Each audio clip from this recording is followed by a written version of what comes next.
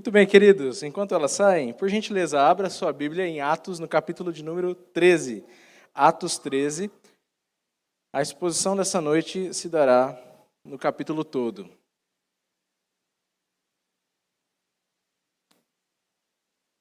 Atos, capítulo 13. Farei a leitura e peço que, por gentileza, você acompanhe. Diz assim a palavra do Senhor. Havia na igreja de Antioquia profetas e mestres, Barnabé, Simeão, por sobrenome Níger, Lúcio de Cirene, Manaém, Colácio de Herodes, o tetrarca. Perdão, queridos, eu estou lendo aqui na ARA, mas eu estou vendo que ali está na NA. A minha NA está aqui, então vou começar novamente. Havia na igreja de Antioquia profetas e mestres, Barnabé, Simeão, chamado Níger, Lúcio de Cirene, Manaém, que tinha sido criado com Herodes, o tetrarca, e Saulo. Enquanto eles estavam adorando o Senhor e jejuando, o Espírito Santo disse: Separem-me agora Barnabé e Saulo para a obra que os tenho chamado. Então, jejuando e orando e impondo as mãos sobre eles, os despediram. Barnabé e Saulo, enviados pelo Espírito Santo, foram até Seleucia e dali navegaram para Chipre. Quando chegaram a Salamina, começaram a anunciar a palavra de Deus nas sinagogas judaicas. Tinham também João como auxiliar. Havendo atravessado toda a ilha até Pafos, encontraram um certo judeu de sobrenome Bar-Jesus, que praticava magia e era falso profeta. Ele estava com um procônsul, Sérgio Paulo, que era um homem inteligente. O procônsul, tendo chamado Barnabé e Saulo, desejava ouvir a palavra de Deus. Porém, o mago Elimas, e é assim que se traduz o seu nome, se opunha a eles, procurando afastar da fé o procônsul. Mas Saulo, também chamado Paulo, cheio do Espírito Santo, olhando firmemente para Elimas, disse: Ó filho do diabo, cheio de todo o engano e toda a maldade, inimigo de toda a justiça, por que você não deixa de perverter os retos caminhos do Senhor? Eis que agora a mão do Senhor está contra você, e você ficará cego, não vendo o sol por algum tempo. No mesmo instante, caiu sobre ele névoa e escuridão, e andando em círculos procurava quem o guiasse pela mão. Então o procônsul, vendo o que havia acontecido, creu, maravilhado com a doutrina do Senhor. E navegando de Pafos, Paulo e seus companheiros viajaram a Perge da Panfilha. João, porém, deixando-os, voltou para Jerusalém. Mas eles, saindo de Perge, chegaram a Antioquia da Pisídia. No sábado, entraram na sinagoga e sentaram-se. Depois da leitura da lei e dos profetas, os chefes da sinagoga mandaram dizer-lhes: Irmãos, se vocês têm alguma palavra de consolo para o povo, falem. Paulo, levantando-se e fazendo com a mão sinal de silêncio, disse: Israelitas e todos vocês que temem a Deus, escutem. O Deus do povo de Israel escolheu os nossos pais e exaltou o povo durante a sua peregrinação na terra do Egito, de onde os tirou com braço poderoso. Suportou os maus costumes do povo durante uns 40 anos no deserto. E, havendo destruído 7 nações em Canaã, deu essas terras como herança ao seu povo. Tudo isso levou cerca de 450 anos. Depois disso, lhe deu juízes até o profeta Samuel. Então, eles pediram um rei, e Deus lhes deu Saul, filho de Quis, da tribo de Benjamim, e isso durante 40 anos. E tendo tirado Saul, levantou-lhes o rei Davi, do qual também, dando testemunho, disse: Achei Davi, filho de Jessé, homem segundo o meu coração, que fará toda a minha vontade. Da descendência deste, conforme a promessa, Deus trouxe a Israel o Salvador, que é Jesus. Antes da manifestação dele, João pregou um batismo de arrependimento a todo o povo de Israel. Quando João estava completando sua carreira, disse: Quem vocês pensam que eu sou? Não sou aquele que vocês esperam, mas depois de mim vem aquele de cujos pés não sou digno de desamarrar as sandálias. Irmãos, descendência de Abraão e todos vocês que temem a Deus, a nós foi enviada a palavra desta salvação. Pois os moradores e as autoridades de Jerusalém, não conhecendo Jesus, nem as palavras dos profetas que são lidas todos os sábados, cumpriram as profecias quando condenaram Jesus. E embora não achassem nenhuma causa de morte, pediram a Pilatos que ele fosse morto. Depois de cumprirem tudo o que estava escrito a respeito dele, tirando-o do madeiro, puseram-no em um túmulo. Mas Deus o ressuscitou dentre os mortos, e durante muitos dias ele foi visto pelos que tinham acompanhado da Galiléia para Jerusalém, os quais são agora suas testemunhas diante do povo. E nós anunciamos a vocês o evangelho da promessa feita aos nossos pais, como Deus a cumpriu plenamente a nós, seus filhos, ressuscitando Jesus, como também está escrito no Salmo número 2. Você é meu filho, hoje eu gerei você. E quanto ao fato de que o ressuscitaria dentre os mortos, para que jamais voltasse à corrupção, Deus o expressou desta maneira: e cumprirei a favor de vocês as santas e fiéis promessas feitas a Davi. Por isso também diz em outro salmo: não permitirás que o teu santo veja corrupção. Porque tendo Davi no seu tempo servido conforme o plano de Deus, morreu, foi sepultado ao lado de seus pais e viu corrupção. Porém, aquele a quem Deus ressuscitou não viu corrupção. Portanto, meus irmãos, saibam que é por meio de Jesus que a remissão dos pecados é anunciada a vocês. E por meio dele, todo o que crê é justificado de todas as coisas das quais vocês não puderam ser justificados pela lei de Moisés. Portanto, tenham cuidado para que não lhes aconteça o que os profetas disseram. Vejam, ó desprezadores, fiquem maravilhados e desapareçam, porque no tempo de vocês eu realizo obra tal que vocês não acreditarão se alguém lhe contar. Quando Paulo e Barnabé estavam saindo, as pessoas pediram que no sábado seguinte lhes falassem estas mesmas palavras. Terminada a reunião da sinagoga, muitos dos judeus e dos prosélitos piedosos seguiram Paulo e Barnabé, e estes, falando com eles, os persuadiram a continuar firmes na graça de Deus. No sábado seguinte, quase toda a cidade se reuniu para ouvir a palavra do Senhor. Mas os judeus, vendo as multidões, ficaram com muita inveja e, blasfemando, contradiziam o que Paulo falava. Então Paulo e Barnabé, falando ousadamente, disseram: era necessário pregar a palavra de Deus primeiro a vocês, mas como vocês a rejeitaram e se julgam indignos da vida eterna, eis que voltamos para os gentios. Porque o Senhor assim nos determinou. Eu coloquei você como luz dos gentios, a fim de que você seja para a salvação até os confins da terra. Os gentios, ouvindo isso, se alegravam e glorificavam a palavra do Senhor, e creram todos os que haviam sido destinados para a vida eterna. E a palavra do Senhor se espalhou por toda aquela região, mas os judeus instigaram as mulheres piedosas de alta posição e os principais da cidade, e levantaram perseguição contra Paulo e Barnabé, expulsando-os do seu território. E estes, sacudindo contra eles o pó de seus pés, foram para Icônio. Os discípulos, porém, estavam cheios de alegria e do Espírito Santo. Oremos mais uma vez. Eterno Deus, amado Pai, muito obrigado pela Tua palavra comunicada aqui ao nosso coração. Pedimos, ó Deus, que o Senhor fale poderosamente às nossas vidas, que nesta noite compreendamos, ó Deus, qual é a Tua boa, perfeita e agradável vontade. Pedimos em nome de Cristo Jesus. Amém. Queridos, no último dia 12 de agosto, a Igreja Presbiteriana do Brasil comemorou 165 anos de existência. A data remonta ao dia em que o missionário Simonton, ou Ashbel Green Simonton, norte-americano, chegou ao Brasil. Por isso, além de ser considerado na IPB o mês de aniversário, também é considerado, ou é o mês que é enfatizada a obra missionária. Simonton nutria o hábito de escrever regularmente um diário. Era algo comum à época. Eles escreviam diários em que relatavam a sua experiência com o Senhor. E um dos trechos, antes de chegar aqui ao Brasil, pelo menos 4 anos antes, em 1855, Simonton escreve o seguinte sobre o chamado do Senhor para a sua vida. Hoje eu ouvi um sermão muito interessante do Dr. Rod sobre os deveres da igreja na educação.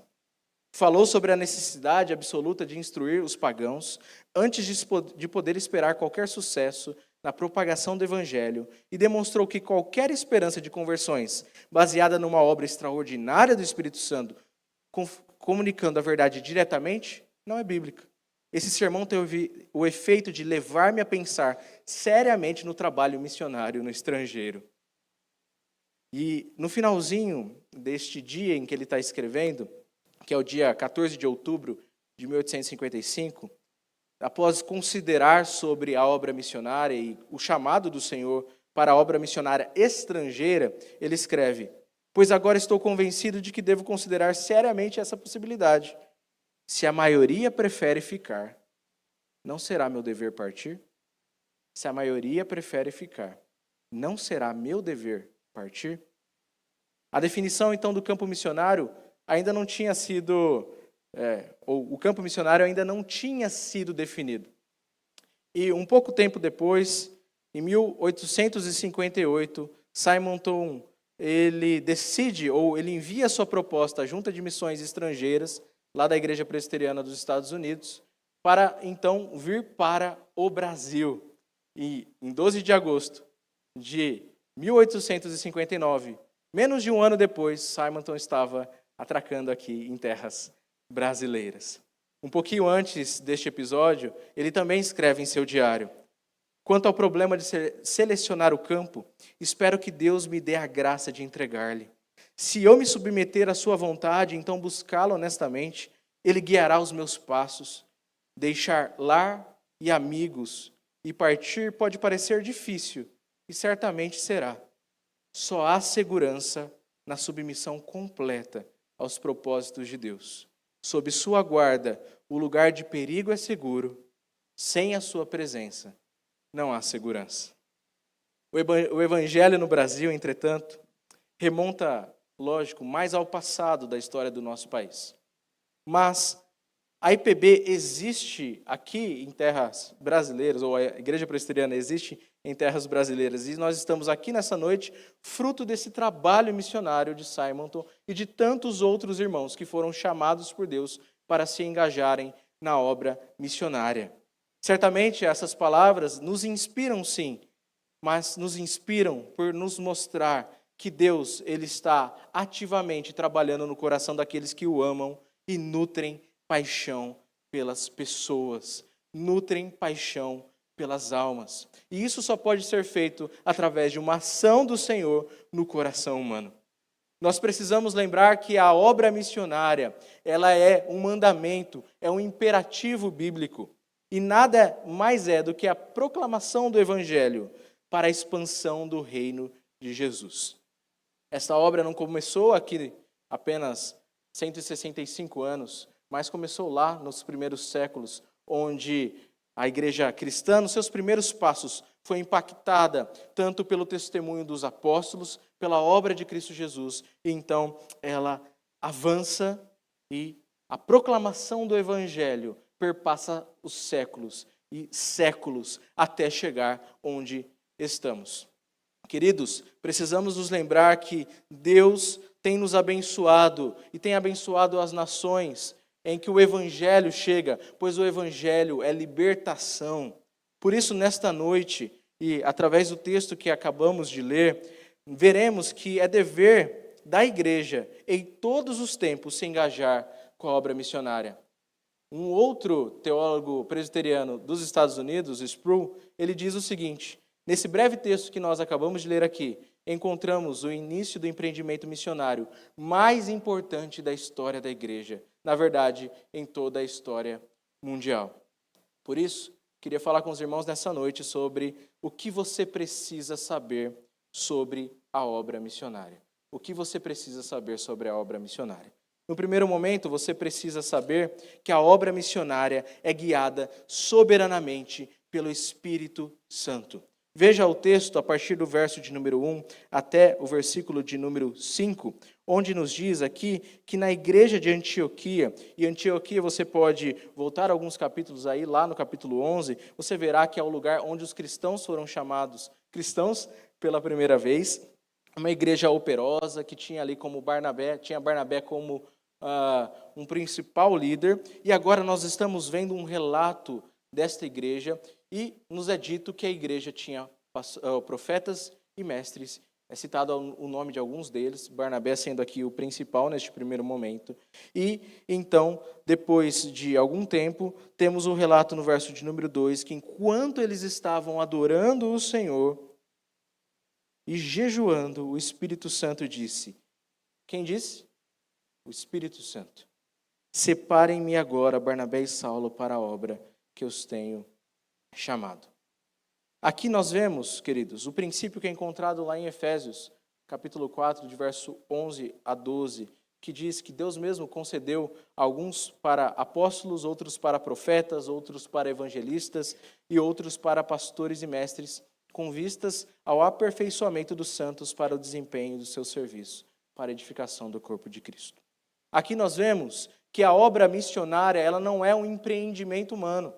Não é você que toma a iniciativa de proclamar o Evangelho, mas Deus, através do Espírito Santo, soberanamente chama homens capacitados para proclamar a tua palavra e que são capacitados para proclamar a tua palavra. Aqui nós vemos, no verso de número 4, que eles foram enviados pelo Espírito Santo.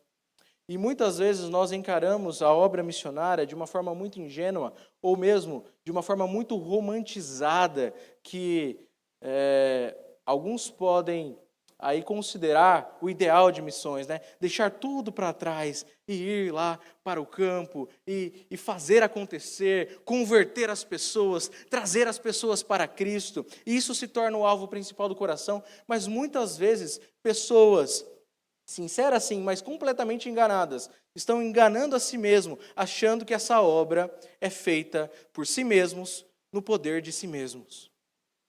Aqui nós vemos que no ordinário da igreja, na vida comum da igreja, enquanto eles estavam adorando, jejuando, louvando ao Senhor, o Espírito chama Barnabé e Saulo para uma missão específica. 2 erros são corrigidos aqui.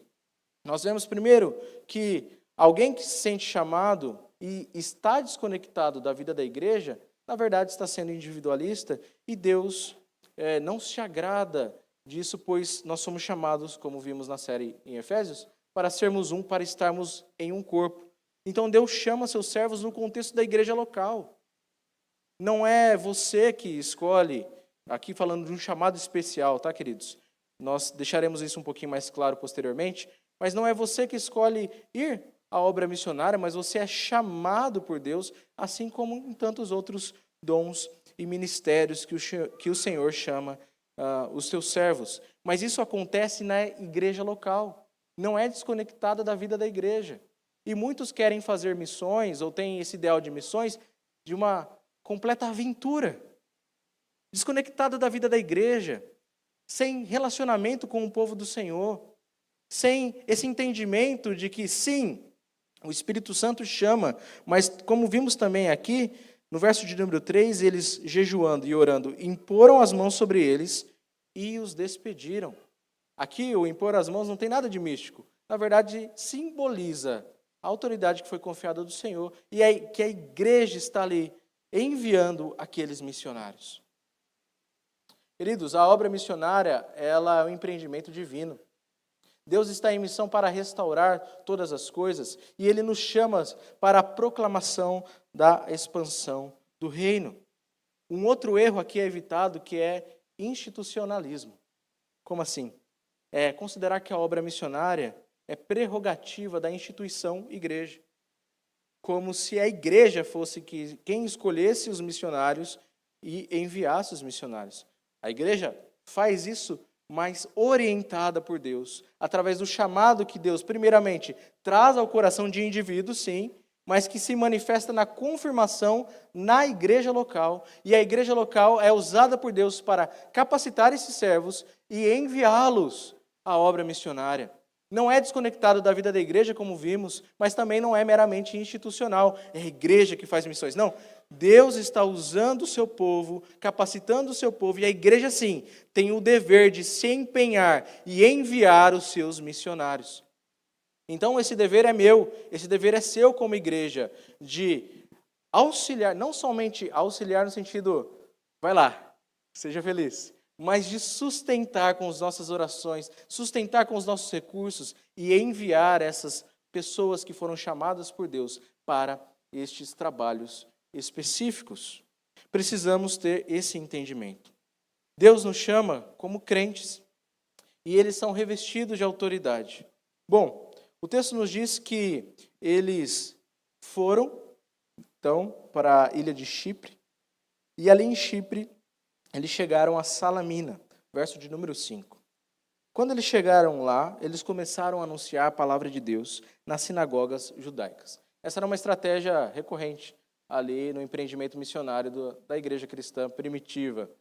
Primeiro chegavam às sinagogas, cumprindo aquele princípio do primeiro aos judeus e depois aos gentios. Então eles chegavam nas sinagogas. A sinagoga também era um espaço público, no sentido de que ali acontecia também reuniões informais, e ali era um ponto estratégico para a expansão do evangelho.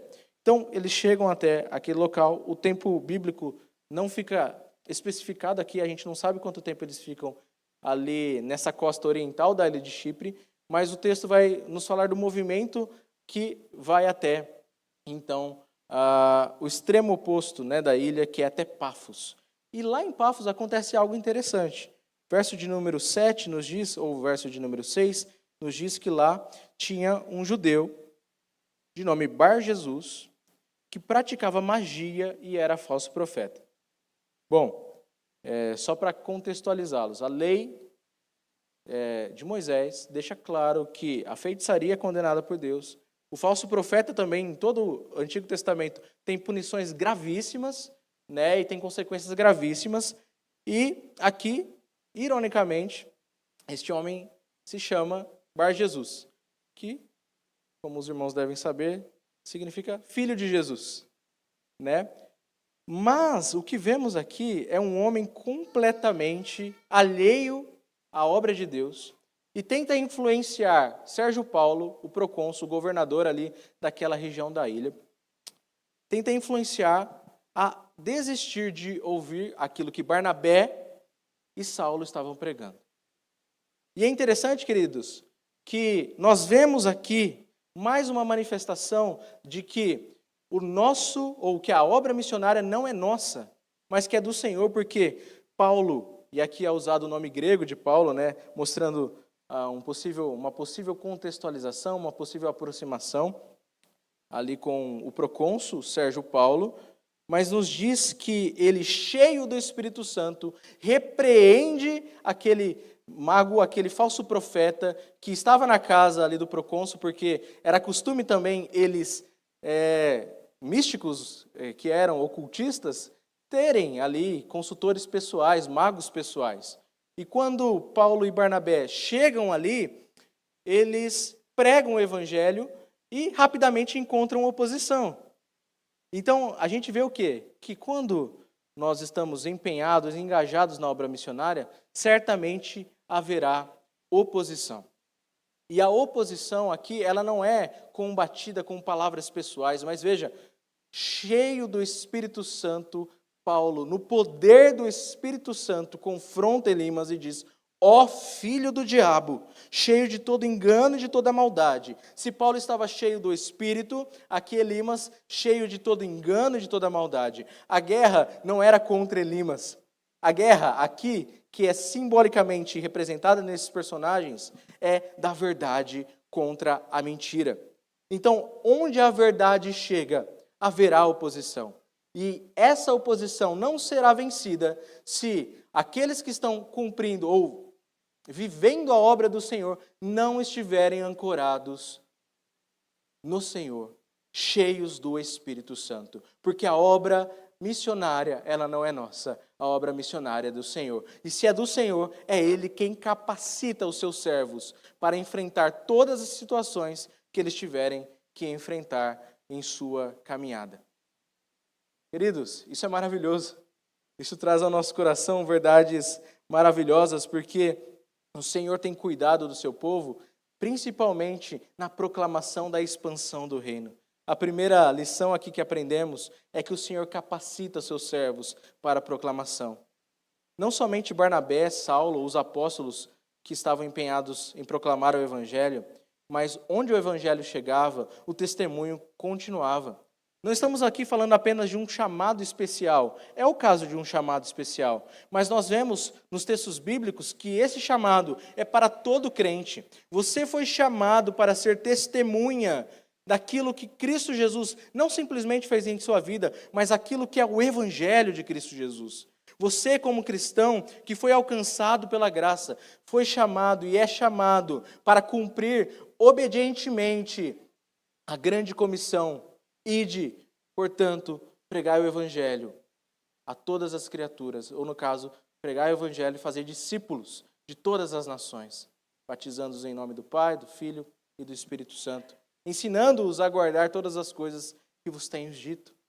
Então, você como cristão é uma testemunha daquilo que Deus realizou em Cristo Jesus, que fez, faz e fará em Cristo Jesus. Então, há casos de chamados especiais? Há casos. Vemos aqui, né? Há casos ainda de missionários que são levantados para outros contextos em outros países? Sim.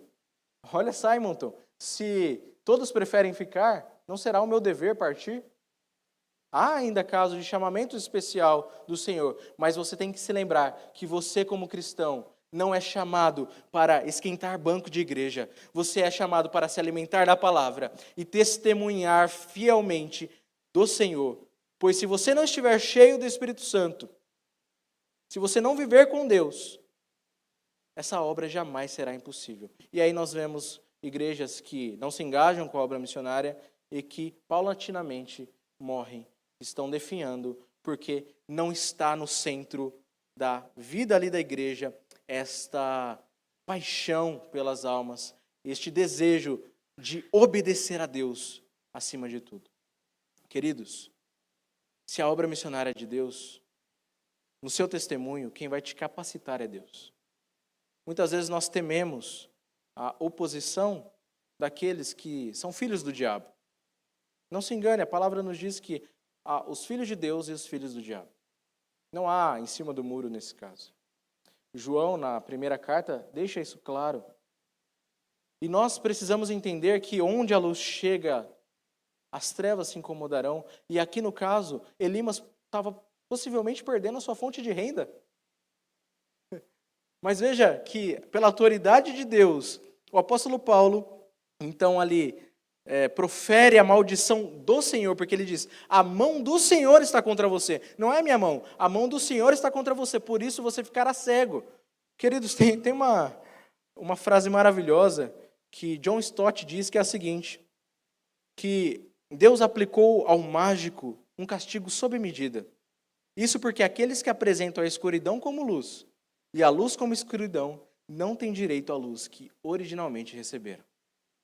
E aqui, então, eles ficam cegos, ou, no caso, Elimas fica cego por algum tempo. E a partir deste sinal, então, nós vemos que Sérgio Paulo, procônsul, crê. Mas ele não crê pelo sinal em si. Veja o que o texto diz. Ele creu maravilhado com o quê? A doutrina do Senhor. Com testemunho do evangelho genuíno do Senhor. Não pela manifestação do sinal, mas por aquilo que ele viu que é a verdade contra a mentira. Então, no seu testemunho, lembre-se, o Senhor Jesus está contigo porque toda a autoridade lhe foi conferida nos céus e na terra. Você provavelmente já ouviu uma frase de Charles Spurgeon, que diz que todo cristão ou é um missionário ou é um impostor.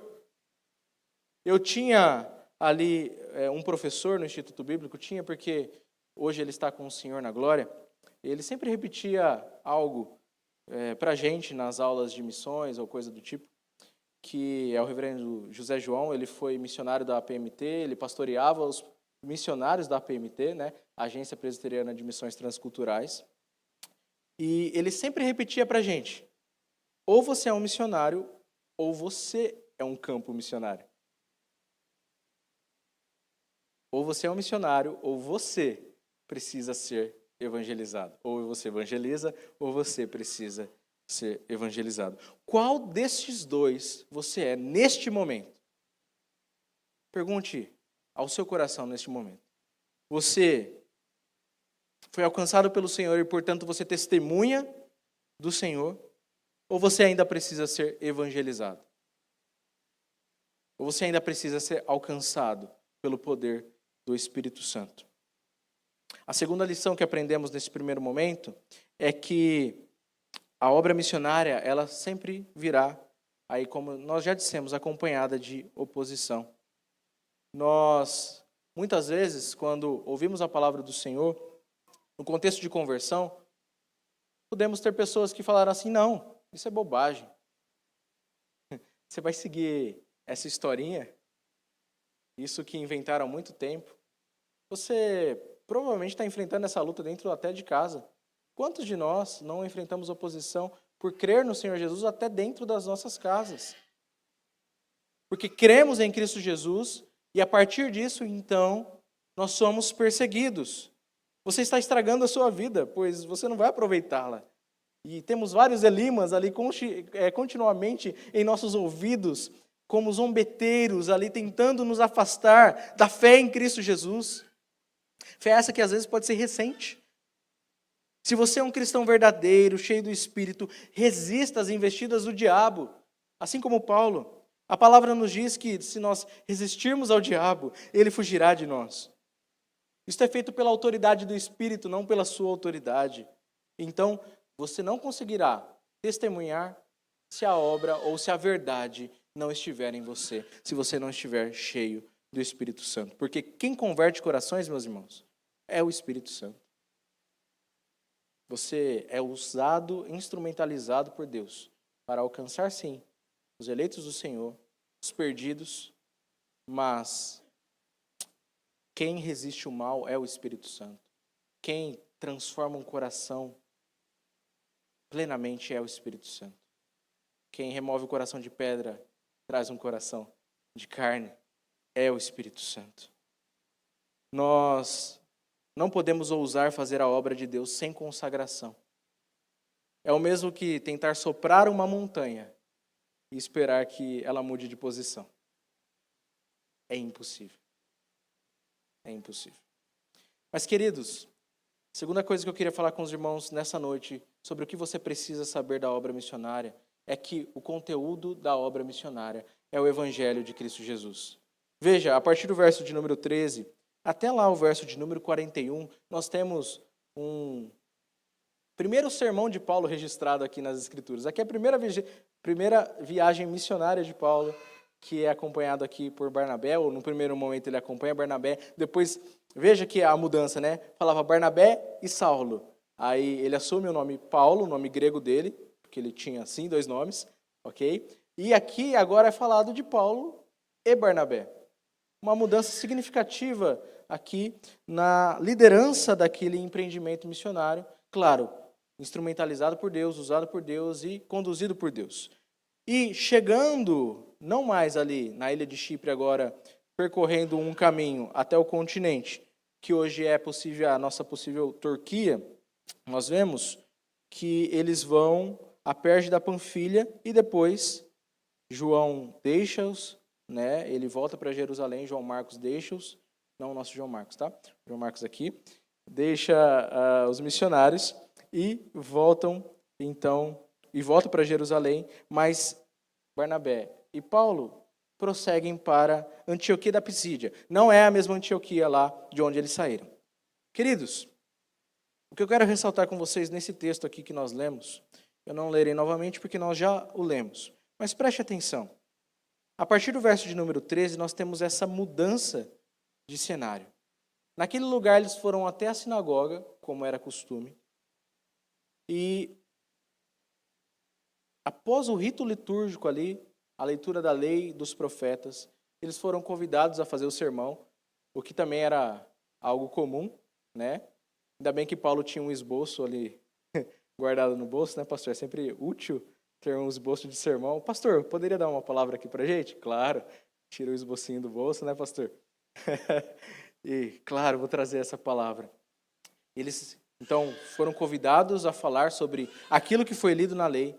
E Paulo aqui, meus queridos, ele rasga o seu coração, como se fosse a última pregação de sua vida. Porque aqui, ele no primeiro momento, contextualiza aqueles que estavam ouvindo para que então ele chegasse ao ponto principal, que é a mensagem do Evangelho, que é Jesus Cristo. Mas, então, nós aprendemos alguns elementos aqui que devem fazer parte da proclamação de todos aqueles que estão empenhados em testemunhar de Cristo, seja no dia a dia, seja na obra missionária, seja no testemunho missionário. Paulo, ele expõe a história da redenção.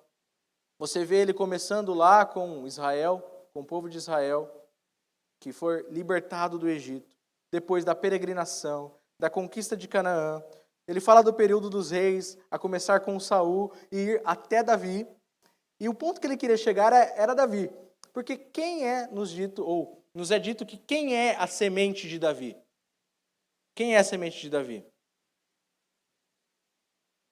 Não sabem? Tá bom. Vou explicar aqui.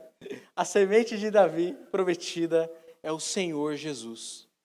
O Senhor Jesus, então, ele é o cumprimento da promessa do descendente que se assentaria no trono que reinaria com cetro de ferro sobre as nações.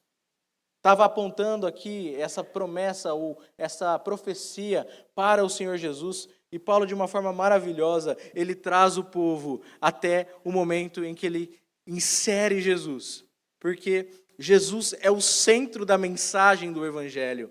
E ele fala da ignorância dos mestres a respeito de Jesus, mas ele fala da morte e ressurreição de Jesus. Paulo termina falando nesse sermão sobre arrependimento e fé, quando ele fala de remissão de pecados, de justificação pela fé, da insuficiência da lei para a justificação e assevera o julgamento sobre os que rejeitam o Evangelho. Queridos, se você não guardou mais nada do que disse até aqui, lembre dessas palavras. Quando nós estamos pregando o Evangelho, nós já vimos que não é um empreendimento pessoal. O conteúdo do Evangelho não é simplesmente aquilo que Deus fez na nossa vida. Faz parte a gente testemunhar do que Deus fez. Mas o conteúdo do Evangelho é a pessoa e a obra de Jesus. Paulo está falando que Cristo Jesus é o Salvador prometido, a semente, o descendente de Davi. A promessa de Deus. Paulo aqui está falando que Cristo Jesus, para aqueles judeus e aquelas pessoas gentias que temiam a Deus, está falando que em Jesus todas as coisas são cumpridas. Que João, o profeta João, ali João Batista, ele não era o Redentor de Israel, mas ele não era digno nem de desamarrar as sandálias de Jesus, como o próprio testemunho de João é dito. Jesus é o centro, não somente da proclamação cristã, mas é nele que todas as coisas convergem. Ele é o ponto central de toda a existência. Então, se a nossa pregação, se o nosso testemunho está desconectado de Cristo, nós não estamos pregando o Evangelho. Como nós podemos pregar desconectados de Cristo? Hoje em dia é moda falarmos de um evangelho terapêutico, né? De um evangelho que responde aos anseios da nossa época e que traz bem-estar emocional. Isto não é o Evangelho. Isto é a graça barata que inundou os púlpitos e as redes sociais. Que é a graça barata? É um perdão sem arrependimento. É uma salvação sem transformação. É uma fé que não vem acompanhada de obras. É um discipulado e espiritualidade sem compromisso. É salvação pelas obras. Não há confrontação, afinal não tem pecado. Mas o que Paulo está dizendo para aqueles judeus, correndo risco sim, porque ele corria em todo lugar que proclamava o Evangelho, ele está dizendo que não há salvação senão em Jesus, porque a lei de Moisés é insuficiente para salvar. Eles poderiam tentar cumprir a lei a vida inteira, que não seriam considerados justos, porque nós somos insuficientes para essas coisas. Nós precisamos de alguém justo, nós precisamos de alguém que morra em nosso lugar, para que então, diante de Deus, sejamos declarados justos. Você nessa noite tem convicção de que se morresse agora, estaria com o Senhor, não pelos seus méritos, mas pelos méritos de Cristo Jesus? Você nessa noite tem a certeza da sua salvação, porque aquele que recebe a salvação que em Cristo Jesus é perfeita, jamais será tomado das mãos do Senhor. Responda essa pergunta em seu coração. Eu tenho plena certeza, neste dia, que se eu morrer agora, saindo aqui do culto, eu estarei com o Senhor? Você tem essa convicção? Você fala, claro, tenho essa convicção. É claro, eu sou uma pessoa boa. É claro que eu tenho essa convicção. Eu sou um cara perfeito. No meu trabalho, eu sou exímio, assim. Ninguém bate de frente comigo. Sou mais inteligente, mais bonito, mais cheiroso, né? Eu amo minha esposa, eu cuido da minha esposa, dos meus filhos, trato bem, estão nas melhores escolas. Eu tô aqui na igreja, ó, certinho, quinta-feira eu estou aqui na igreja, EBD fazendo um frio de 7 graus, eu estou na igreja, domingo à noite estou lá, É nisso que você está baseando a sua confiança?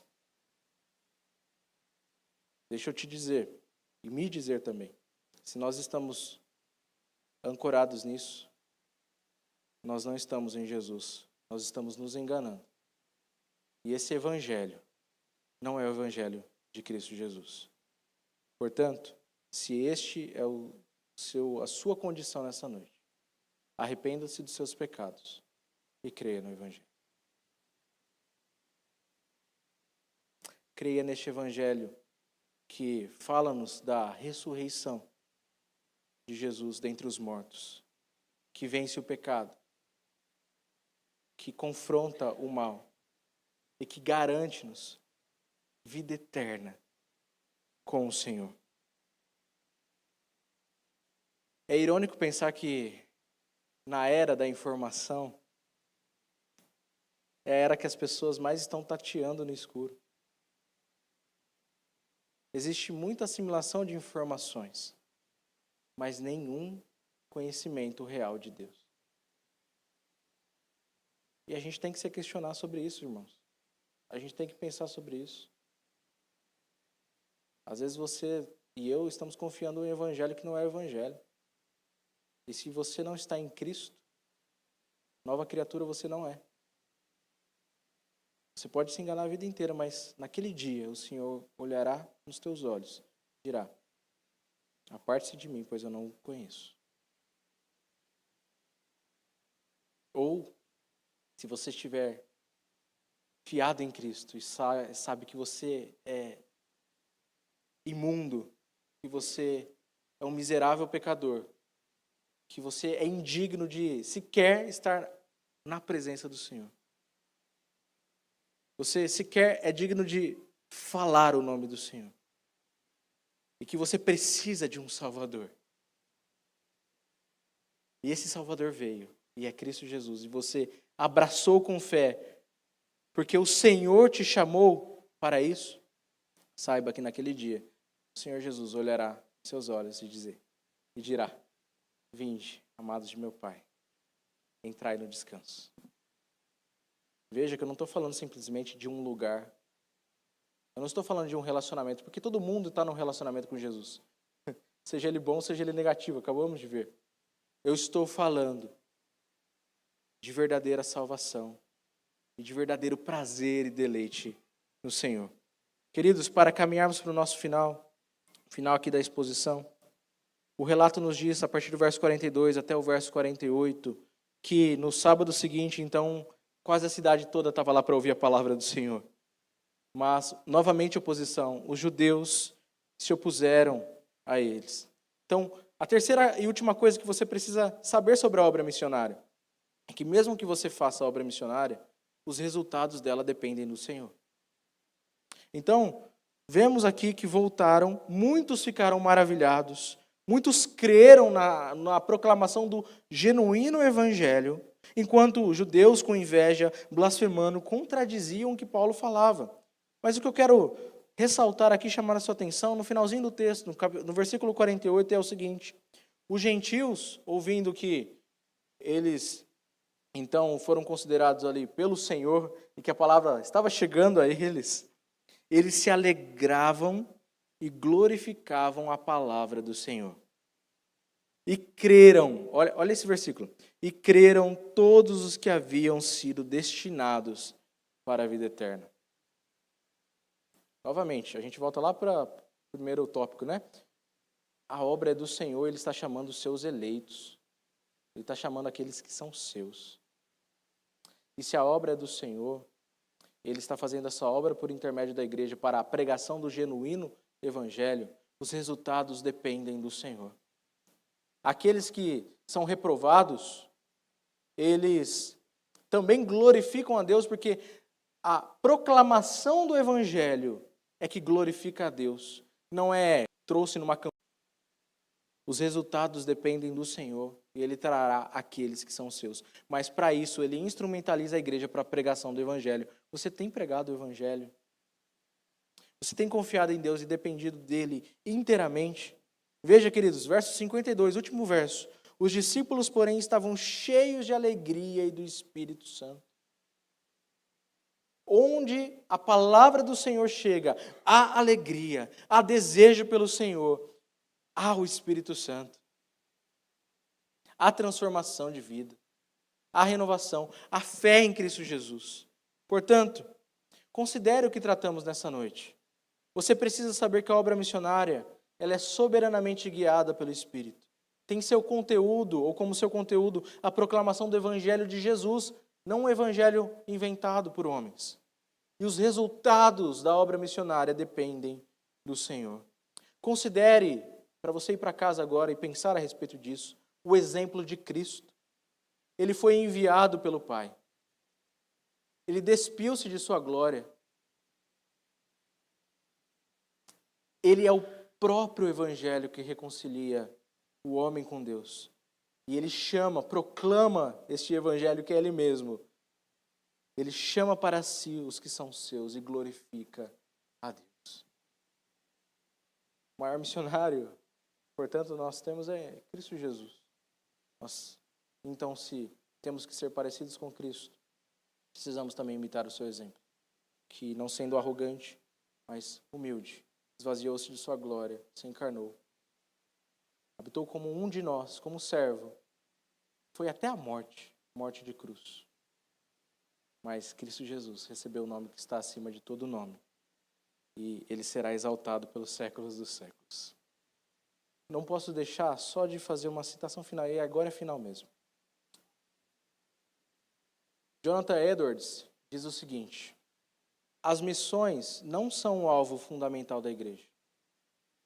A adoração é. As missões existem porque não há adoração.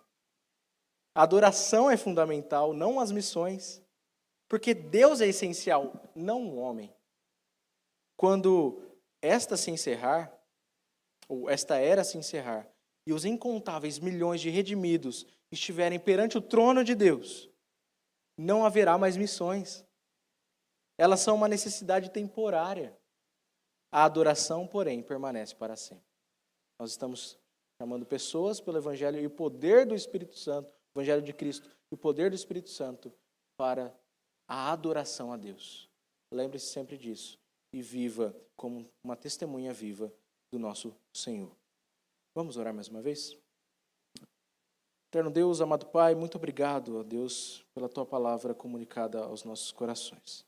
Pedimos que o Senhor sempre nos oriente, nos abençoe e conduza-nos, ó Pai, a um entendimento sempre correto daquilo que o Senhor tem para nós.